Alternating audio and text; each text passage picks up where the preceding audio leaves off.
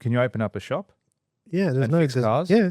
So if I know how to change oil, I could open up a business that just changes oils. Yeah, who's gonna be the person? I don't know. There's no licensing. Okay. Oh, well, as far as I'm aware, unless it's to give electrical a- plumbing, then you need there's some things that you need. electrical plumbing. licenses. Yeah, But you can be a chippy but not turn into a builder.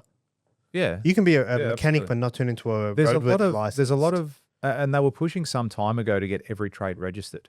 I think that makes sense. Yeah, they were trying to get it happening. It ended up sort of dying in the arse because no one was doing it.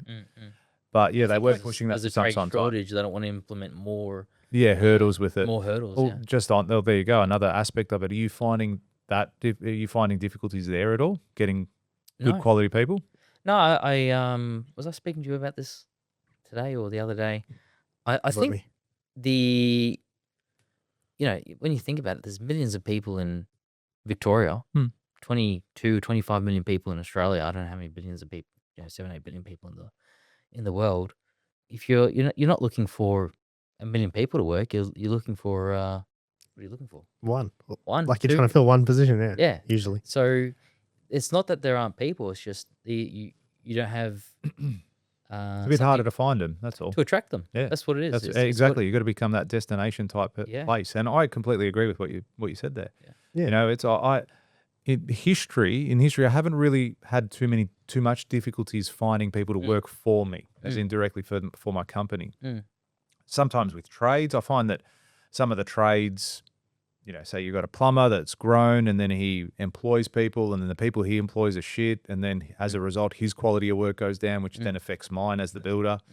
So they have some of those challenges, but I've always found that if you can make yourself a destination style business, that you will attract and get the right people within your organization. And you know what? Sometimes it is a bit harder to do. You've just got to go out there and put in the work. It's going to be, if you want good people, they're not going to just fall at your lap. Sometimes you have to go out there and really search for them. Yeah.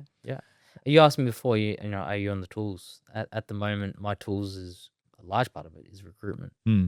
Is interviewing people and having conversations. And they're new skill sets in themselves, That's a different skill set than being a stonemason. It took me like 6 years. I reckon, even though I didn't formally do the apprenticeship, it took me about 6 years to become decent at stonework. So stone's one of those things where there is a huge difference between a beginner and someone who's a gun. Like you can see it in the work. There's a level of art. I think it's here. Like you know what I mean? It doesn't hide. Whereas, it's very honest. Whereas you feel like there might be, and I can't think of one off the top of my head. Because a painter's the same. Like you get an experienced painter, and then you get someone who's been painting for 6 months. Huge difference. Yeah. Mechanic, maybe it's hidden with mechanics. That's the element. But I guess, it's one of those roles or those types of work where if the person doesn't know, it'll show massively in the end result. Even with a mechanic, effectively you're servicing cars. Yeah. So with what we're doing, we're creating new stuff. We're not a large portion of what we're doing is restoration. I would imagine being a mechanic is more like restoration, so it's diagnosing issues or being able to identify what the problem is. That to me would make a good mechanic. You bring a car in and they listen to it, they drive it, and they know what to fix. That would be the distinction between, it's not I don't think it's necessarily visible what they're doing, like perhaps a painter or what we do. But I definitely think experience can show. If you bring a car in, they're like, oh, yep, I know what to do.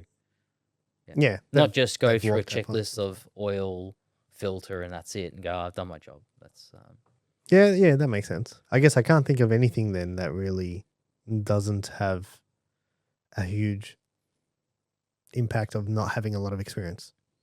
But I just see beginner to gun, especially in your space, there is it's chalk and cheese.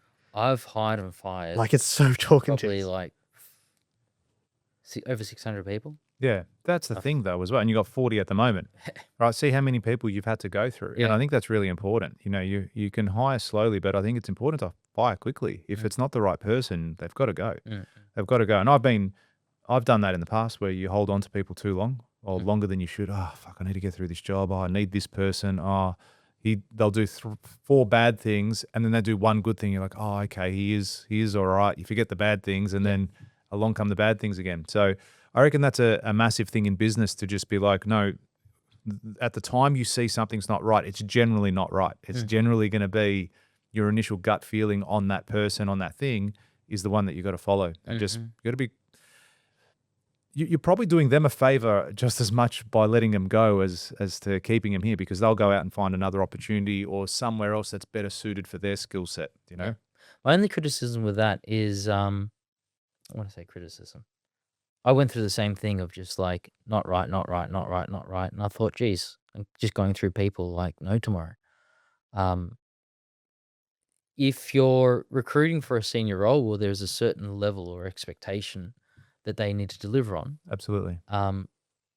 If though you're recruiting for a senior role and someone, like let's say a senior role is 6 to 8 years experience, and someone with 2 years experience joins the team, or you put them on, and then you're wondering why they can't do the job and you got to move them on. To me, that's more of a recruitment issue. Oh, without a doubt. Yeah. So it's their ability and their skill set to deliver on what you need them to do. yeah. So sure. if you put them in like an apprenticeship role, they'll probably be perfect. Yeah, without a doubt. I think that's probably a downfall with a lot of business owners, is they often go in and with recruitment and go, what's the least I can pay for the best person?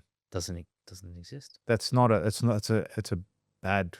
Wrong question. Yeah, it's the wrong question. It's the wrong way to look at it. There's a fair rate, like, but I don't think that's the least possible. Yeah. Yeah, absolutely. Like I would look at it and go, well, how much can I pay?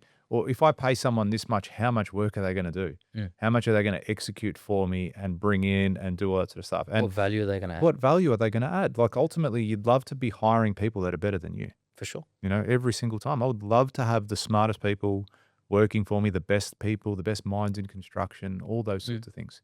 I've got no You feel shame. you've got that? Yeah, I think we've got a young, motivated team, and I've got some experience as well. But yeah, we've got the young, motivated team, and now the next step for us is, again, just that upper senior management people coming through. But then also there's room for the juniors too. There's spaces for, as you said, your apprentices and whatnot. But yeah, we've got a good team, you know, and we're utilizing the resources that we've got available to us, and being very systems and process driven, I think helps us a lot in my space as well, because I don't necessarily need an army of 15 people to deliver, because we've got all the processes in place that we need 5 or 10 or whatever it might be. Less. Yeah, you can do more with less. And I think now, especially with where technology is headed and what we're looking at what's happening now in today's age, I think you'd be crazy not to be utilizing a lot of those processes and systems. For sure. Yeah. You've got well, we've had this discussion about how long do you keep someone? What's the next steps? You've got a belief that you've shared with me. Do you mind sharing it? Yeah, sure. Yeah. So we want to have a lifetime. We want to offer lifetime employment. So this is really interesting. I find this very interesting. Not many people do. Not many people are willing to do this. Yeah. So and this is, is it right? Is it wrong? I don't know. I'm just trying it on because I've tried other stuff and it didn't seem to work. So I want to try this where we don't fire anyone. So we don't fire anyone once they complete their probationary period. And it's about how we can up the ante, raise the standards, train the person and help them succeed. And by closing that back door and saying, hey, we're not going to fire anyone, we're forced to look at our actions. We're forced to look at what we're doing to help that person succeed, and also what we're not doing that might be hindering them or impeding, not giving them the skills or the resources or the tools. And I think by doing that, you're forced to figure out a way to help that person, or the person will deselect, which is the other thing that we've experienced, which has been interesting. That when you give someone everything that they need, and you're there, you're supporting and you're coaching, and time after time, it's whatever the results are not being delivered, it becomes pretty apparent to the person. So they just go, too hard for me, I'm out. And mentally check out. I think so, yeah. So get a job at Pazzi, get a job for life. Yeah. Sign me up. That's the intention. No, I think that's very cool, man. If you can make that work, I think that's very cool. Because I personally opt into the basis on if someone's not right, it's not in anyone's interest to keep this going. Sure. So there could be a recruitment issue. Yeah, Absolutely. definitely. Yeah. But at the end of the day, it all stems back to Who recruited them? for me, Yeah. me.